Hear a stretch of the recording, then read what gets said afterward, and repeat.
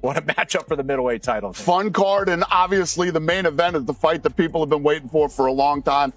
Strickland looked incredible in his last performance, and, you know, how much security do you think we're going to need from Chimaev? Quite a lot, Danny. You need to hire some extra people because Sean Strickland, as we know, the man's a maniac, but he deserves this shot. You know, he goes back to Chechnya because somebody wants to buy him a G-Wagon. And he's like, oh, yeah, I'll be that. I'll do it. I'll bend the knee for you, man. I like G-Wagons. I think the U.S. government kind of recommends, like, looks at him like a terrorist now. So now Chimaev's scared as shit. Like, oh, man, dude, I wanted to be I didn't want to go full tip. You, sir, are a whore. Doesn't matter how good of a fighter you are. You are and will always be a. You don't want to see any of these fight that little Chechen whore. You want to see the last American in the sport going that guy up, and that's what's going to happen. What saw Strickland do to beat Khamzat Chimaev? Anything I want, dude. Anything I want, dude. I'll bring a go. He'll get distracted. Anything I want. I think it's a very intriguing fight. I love it. I don't mind seeing it. But for me, it's like, what happened to Nasruddin Imava? It's almost like we just scrap that. You know, the fact that these two are probably going to have one of the best pre-fight press conferences in recent UFC history is also definitely coming into play here. I would not be surprised if Paramount has a pair of scissors on the cord to Sean Strickland's microphone at this press conference, because I know for a fact he is going to go absolutely crazy at Khamzat Chimaev. He's been saying so much about him. Terrorist this, terrorist that. He's sure, the press conference may be better than the fight. UFC 328 is finally locked in, and this isn't just another date on the calendar. This is a collision fans have been demanding for months. Khamzat Chimaev puts his middleweight title on the line against Sean Strickland, May 9th, Newark, New Jersey. But make no mistake, this isn't about rankings or belts alone. This is personal. The tension between these two has been simmering for a long time, and now it's about to explode under the brightest lights. If you've been anywhere near MMA lately, you already know. But this man goes back to Chechnya. Sucks off a dictator. Sucks him off. He was collected on. And then he goes and sells a Bitcoin scam. Chimaev can fight, but sir, you are not a man. The world knows you as not a man. You will never be a man, you little Chechen. This rivalry isn't manufactured, it's real. Scroll through social media, watch any interview, and it's non-stop shots fired from both sides. This isn't your typical pre-fight hype. There's genuine dislike here, the kind that can't be faked, and that's exactly why the entire MMA world is locked in. Sean Strickland isn't just confident, he's convinced. In his mind, he's the only man in the division who can stop Khamzat Chimaev. No hesitation, no diplomacy, just straight belief. He sees a path to victory, and it runs through dragging Chimaev. Let me tell you about Chimaev, guys. This is a true story. And, you know, since we're going to talk about training, one day I made fun of a Chechnyan, and he misunderstood what I said. And it was more of like a compliment to the fighter, and he sent me a message talking shit. And I said, Chimaev, you misunderstood, but I will see you tomorrow at 3 o'clock. Gloves or no gloves, turn up. And then, guess what? No show, no answer. We talked it out. He said, no, it's okay. We talk about it. Here's the thing about Chimaev. The man could fight. The man could fight. We all know that. He beat Usman to a decision. You know, Usman old, retired, but whatever. He still did it. But me and him are different. Chimaev could be right here. I will fight that man to the death right here, knowing I'm going to die. That ain't Chimaev, dude. Into deep waters, forcing a striking battle where he thrives. And if that happens, Strickland believes he controls everything. Strickland didn't hold back in his latest interview. He went all in. He called this fight one of the biggest the middleweight division can offer right now. And more than that, he made it clear, fans want this fight on American soil, with real energy, real stakes, and real tension. Two top contenders. Real animosity. This is exactly what the division needs. Khamzat Chimaev sees things very differently, and according to him, this rivalry didn't start online. It started in the gym. Chimaev claims those old sparring sessions left a mark, specifically on Strickland. In his version of events, Strickland still holding on to what happened back. I feel like this is one of those fights though where, man, if you win this, I think the storyline is right there for Khamzat. I very much get the sense that Khamzat would like to fight you. Yeah, no, I mean that'd be a big fight. You know, I think that I think I'm probably the only one that can beat Chimaev. I honestly think Fluffy's a better wrestler than Chimaev. Like, I think pace-wise, style-wise, I think over 5 rounds, Fluffy's probably a better, but then stand-up, I think Chimaev might take him to stand-up decision. Back then, and all this trash talk? It's just leftover frustration. Strickland isn't letting that narrative slide, not even close. He's openly questioning Chimaev's version of those gym stories, suggesting they're exaggerated or flat-out fiction. And that's what makes this even more interesting. 2 fighters, same history, completely different truths, and neither one is backing down. Chimaev doubled down, offering his side of those infamous sparring sessions, and according to him, the people who were actually there saw something very different. He claims he was the one in control, dictating the pace, locking in dominant positions. And now, you have obviously made the case for the Khamzat fight. I feel like it's probably one of the biggest fights in the division. Yeah, no, I mean, nobody who wants to see fucking two little go-fuckers go at it. You want to see a real fucking American fight this little Chechnyan fucking whore in American soil. This is a fight that needs to happen. Yeah, I hate to spoil it for you. I don't think you're going to get on the White House card. I mean, dude, who knows, dude? You know, I mean, no, dude. Maybe I got to go hang up on Epstein or some shit.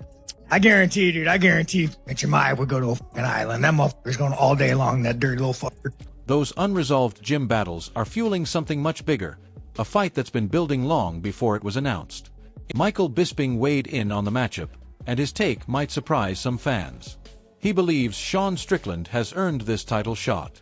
From his dominant win over Anthony Hernandez to his ability to sell a fight, Bisping sees a legitimate contender. But he's also clear about one thing. Facing Chimaev is a completely different level of danger. MMA guru didn't hesitate. He called this one of the most important fights the middleweight division can make right now. Despite criticism around Strickland's skills, his recent performances speak louder than opinion. Khamzat, let me ask you might have saw Sean Strickland this week. He had a few things to say. He said that you're terrible for the division and he's the only guy out there to beat you. What do you say to that? What should I say? This guy always talks on my show. We'll see. But you guys trained together and you choked him out a few times, right? We did spar a lot before, but that's why he's so mad. Fair enough. Well, this guy choked him out as well. Yeah. Sounds like I'm talking a lot about Sean. I'm not. Now Sean gonna talk about bad things as well, so... Okay. He will be mad. Is this just part of the game now? I mean, I feel like everybody's talking about Khamzat now. It's the best way to get... Well, he's the middleweight champion of the world, and that's the guy that people should want to fight. Good luck with that, by the way. Like it or not, he's earned his spot, and now he's stepping into the biggest test of his career. Daniel Cormier sees something others might be overlooking. He believes this version of Sean Strickland could present serious problems for Khamzat Chimaev. If the same Strickland who showed up against Anthony Hernandez enters the octagon, this won't be a one-sided fight. Add in perspectives from fighters like Jorge Masvidal, and suddenly, the narrative around Chimaev being untouchable starts to crack. Jorge Masvidal isn't just analyzing, he's making a bold call. I made him quit training. Witnesses in the audience. Where's Eric? I made him quit. No, dude, we're doing positional grappling. And he in positional grappling. All right, start on my back. And I was like, first round, I let him choke me because it's like, no one gives a. Let me tell you about this little. I'll tell you. When I walk into a gym, do you think that I go find the little weakest man? I say, let's spar. I say, no, I go find the biggest, baddest. I'm like, hey, I want to spar you.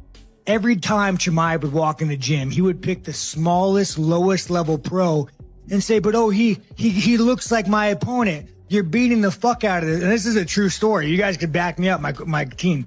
He would pick the smallest guys. Chimaev's a fucking bully. He's picking Sean Strickland to win. Not only that, he says he'd bet big on it. In a fight where most are leaning toward Chimaev, Masvidal is going the other way, and he's doing it with full confidence. Behind the scenes, the strategy is already taking shape. Coaches are breaking down exactly how to deal with Chimaev's relentless wrestling, disrupt his rhythm, force resets, and make every takedown attempt costly. The goal? turn his biggest strength into a liability over time. Intro 13. Even outside the hardcore MMA circle, the hype is spreading fast. Streamer Aiden Ross is all in, confident that Strickland dominates this matchup. He's putting money on it, calling it a must. Он сперва сказал, что на спарринге меня побил. Ну, там ребята были, все видели. И даже это видео там есть, как я его душил и бил. И с ним тоже есть такое дело. Выйти в клетку и посмотреть, кто сильнее в клетке. Must-watch fight, and pulling in a whole new audience. That's how big this moment is becoming. Not everyone agrees. Ilya Topuria sees a completely different outcome. In his eyes, Chimaev runs through Strickland, clean, dominant, no questions asked. Coming from another champion, that's not just praise, that's a serious warning. Strickland isn't just focused on the fight, he's calling out the system. He argues that Chimaev's inactivity has slowed the entire division down. When the top contender barely fights, everything stalls. And according to Strickland, that's hurting fighters who stay active and keep showing up. At the same time, Strickland is catching heat from other. Why are they wrong? Ask that guy who was beating you up every day in the gym, man.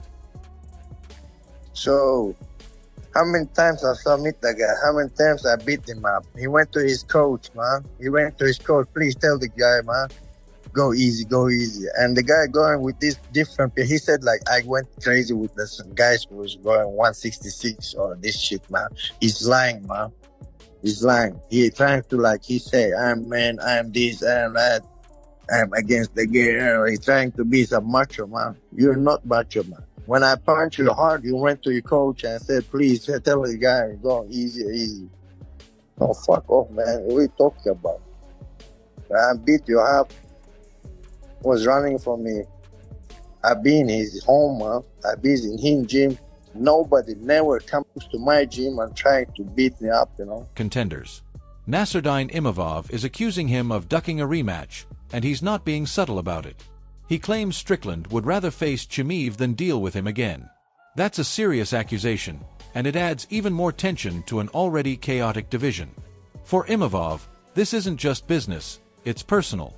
He says the issue goes beyond competition, pointing to past comments and deeper tensions. And if they ever meet again, he promises it won't just be a win, it'll be a statement. So here we are, UFC 328, one of the most anticipated fights of the year, loaded with tension, history, and high stakes. This isn't just about a title, it's about pride, rivalry, and proving who really belongs at the top. Now it's your turn. Who takes it? Drop your prediction, because this one's going to be unforgettable.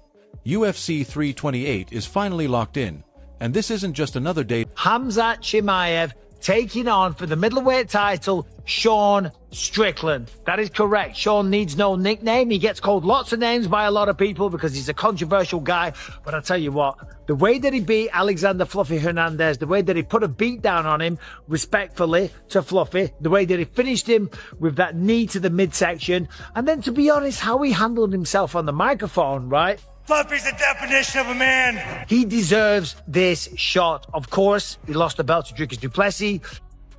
How's he going to do against Khamzat Chimaev? I don't know about that. Khamzat Chimaev is ridiculous. What is he, 15-0? He's a force of nature. Of course, went to a decision with Dricus du Plessis, controlled him throughout the entirety of the fight. Yes, he was trying to finish it, but he didn't get it. On the calendar, this is a collision fans have been demanding for months. Khamzat Chimaev puts his middleweight title on the line against Sean Strickland, May 9th, Newark, New Jersey. But make no mistake, this isn't about rankings or belts alone. This is personal. The tension between these two has been simmering for a long time, and now it's about to explode under the brightest lights. If you've been anywhere near MMA lately, you already know, this rivalry isn't manufactured, it's real. Scroll through social media, watch any interview, and it's non-stop shots fired from both sides. This isn't your typical pre-fight hype. There's genuine dislike here, the kind that can't be faked, and that's exactly why the entire MMA world is locked in.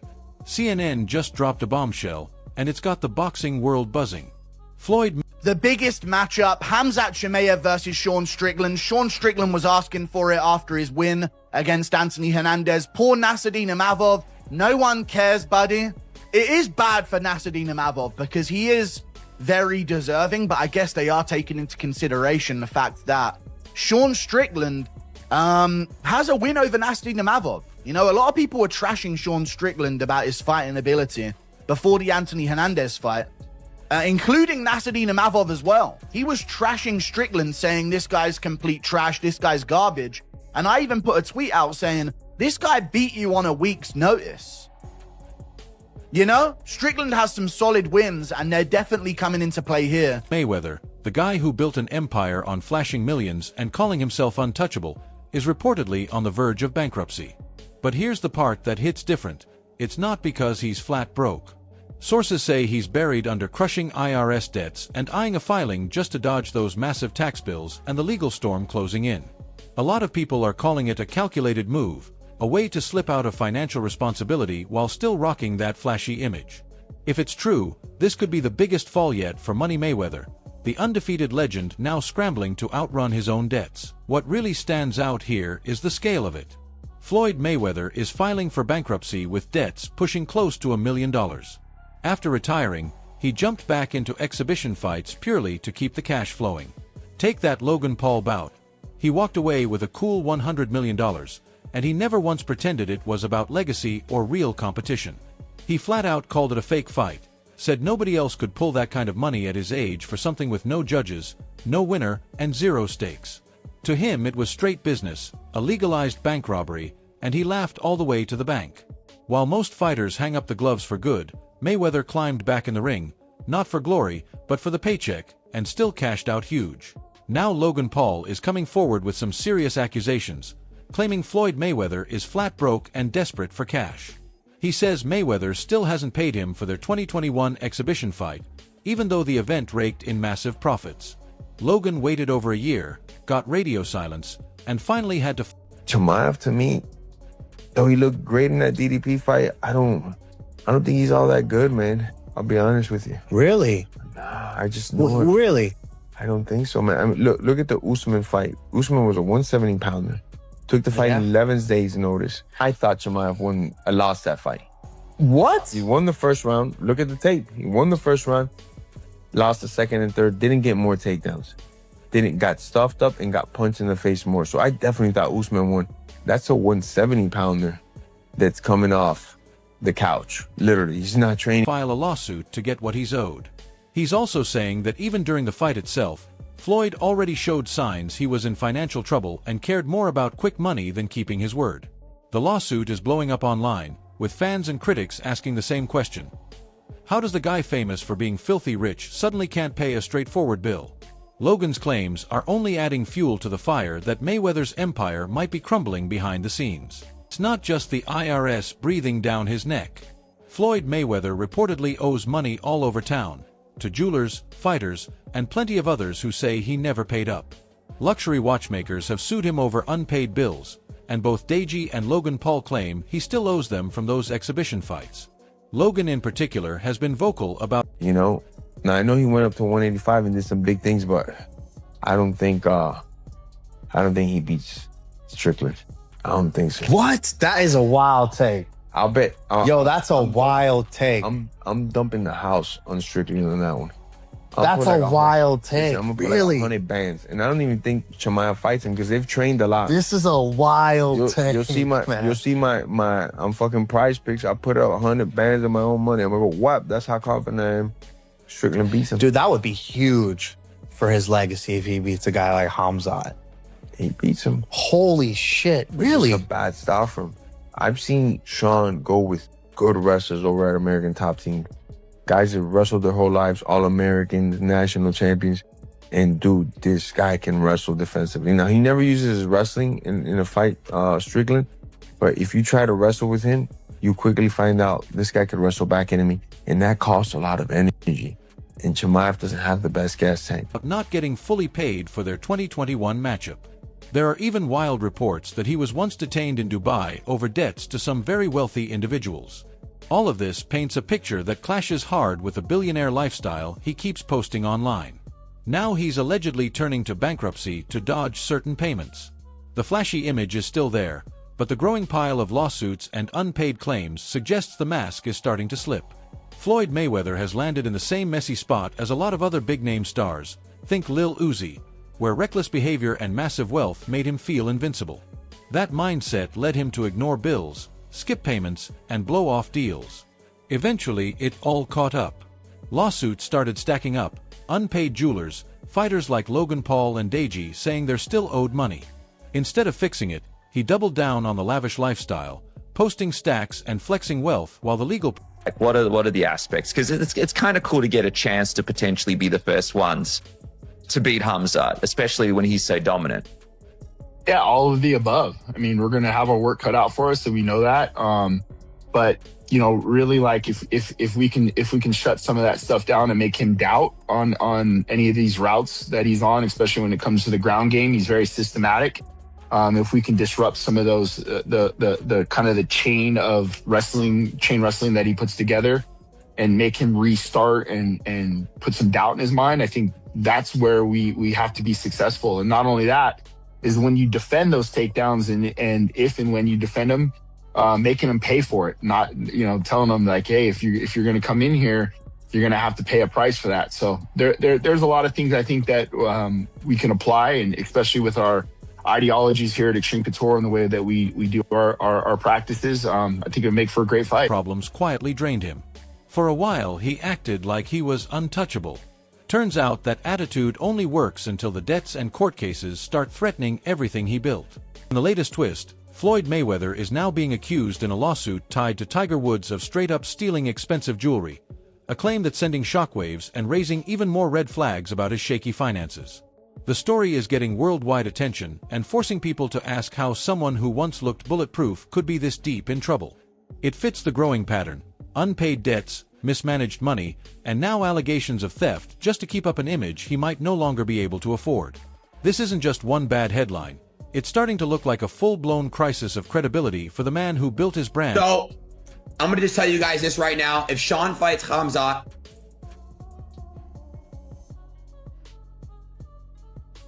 Sean wins. Let's see. What do you mean GG's? Chat, I will put $1 million on Sean Strickland. Oblivion clip? Send it to me, send it to me. I will put $1 million on Sean Strickland when he fights Khamzat. Guys, who do you think is going to be on the White House card? Let's be real.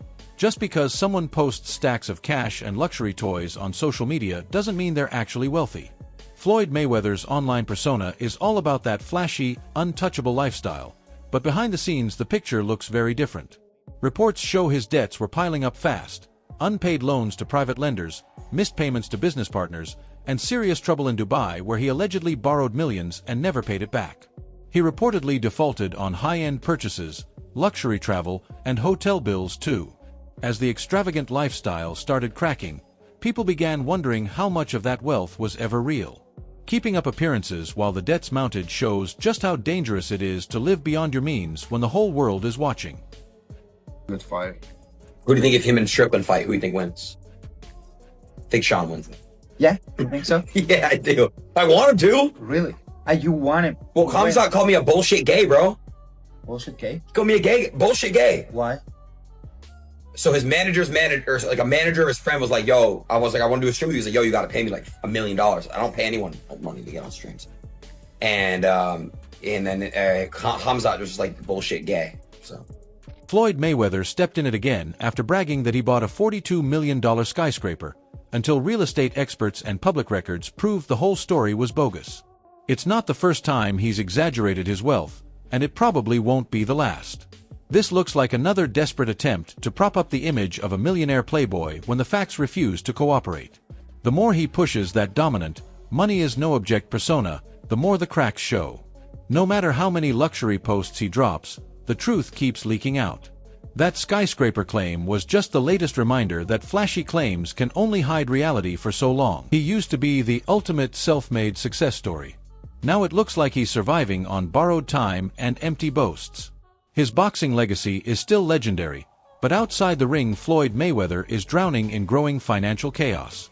His obsession with luxury, private jets, yachts, diamond-encrusted watches, sprawling mansions. So, I don't know, man. It's kind of weird what the UFC did with Chimaev. You brought a guy in that fights once a year who's like Madonna, who probably gets like, you know, I mean, how much money does that dictator give him on the table? Like, the guy doesn't need to fight, dude. He's best friends with a warlord. He's just gonna sit on that belt and wait until they force him to fight. But yeah, no, the middleweight division, man, like from a pure money perspective, you would make more money not fighting for the belt than you would fighting for the belt. Say Chimaev goes and fights Nasruddin in 6 months. Well, let's say Chimaev sprains his pinky like he normally does. Now he takes another year off. So it's like you're off for 2 years. The belt isn't even like, it's not even in my brain anymore. I don't even think about it. Like, I'll make significantly more money just fighting. You say, hey, you want to wait a year and a half and like not fight, or just keep fighting and fighting good guys and maybe taking an L? I'll just go fight good guys, maybe take an L, and I'll triple my pay. I'd just say Fluffy beats me and like, you know, Fluffy want you for a title fight. Well, I mean, he's going to fight Nasruddin in probably, what, 6 months? Fights Nasruddin, say they have a hard fight, or even if they have an easy fight, he sprains his pinky toe, he's out for another 8 months. So like, Fluffy, you're not fighting for a year and a half if you want to wait for that. And I'm sure you would, but it's like, me personally, I don't give a give me my paycheck. I want to go fight. Every fight, dude, the guy's like, I broke my hand. Dude, I have an x-ray. Want to see it? Like, my shoulder's broken. It's like every time this guy fights, he has a mysterious injury. UFC 328 is finally locked in, and this isn't just another date on the calendar. This is a collision fans have been demanding for months. Khamzat Chimaev puts his middleweight title on the line against Sean Strickland, May 9th, Newark, New Jersey. But make no mistake, this isn't about rankings or belts alone. This is personal. The tension between these two has been simmering for a long time, and now it's about to explode under the brightest lights.